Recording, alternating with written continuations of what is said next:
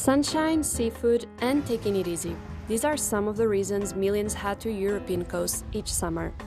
No wonder tourism is the biggest portion of the EU's blue economy, employing more people than fisheries, energy, and shipping combined. The Mediterranean alone attracts 1/3 of global tourists. But how green is a beach holiday really?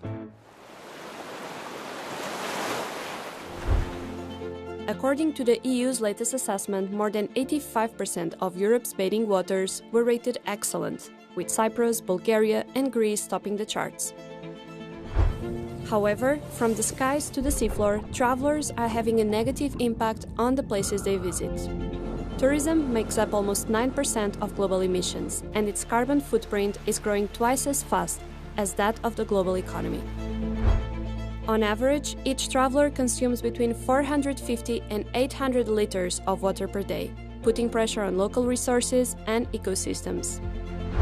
More visitors, more emissions, and more plastic that ends up in the sea. At the same time, climate change is already reshaping coastlines and threatening tourism infrastructure. So in response, businesses are getting greener, or at least claiming to. In fact, more than half of the green claims in the EU are vague or misleading. So, how can travelers tell what is truly green and what is simply greenwashing? Among the hundreds of ecolabels and sustainability certifications, look for one that is checked by independent public bodies, with clear and transparent criteria.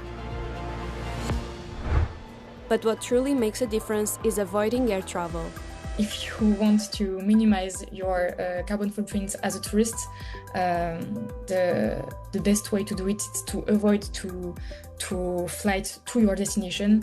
There is plenty alternative way that are promoting also a new way of tourism with maybe longer journey to go to a destination, but also enjoying the slow travel patterns, maybe by discovering other cities on your journey. And tourist emissions don't stop here.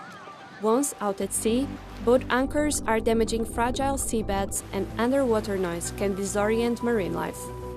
That's why it's just as important to know what not to do when exploring the ocean. If the company is encouraging to touch an animal, I will already, think, okay, this is not a good, because actually who can touch it maybe, is the marine biologist with gloves. If there is a need, of course, to rescue a turtle, you do it. But not for, it's a pet. No, that's not the way. You can really share diseases. Protecting corals means not touching them, using reef-safe sunscreen, and choosing certified guides who understand how to take care of marine life.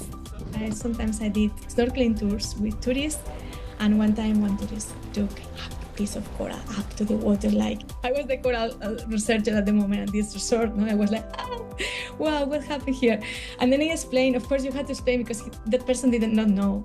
So I explained, I say, okay, the coral is an animal, it's not a thing that you can take as a souvenir home, and then you should leave it there because then it will grow, and then people don't know because of the lack of awareness. But if you have someone trained, then can teach people and can be more conscious. Coastal tourism thrives on crystal clear waters, yet the blue economy is still learning how to protect them, because after all, in the ocean, we're all just guests.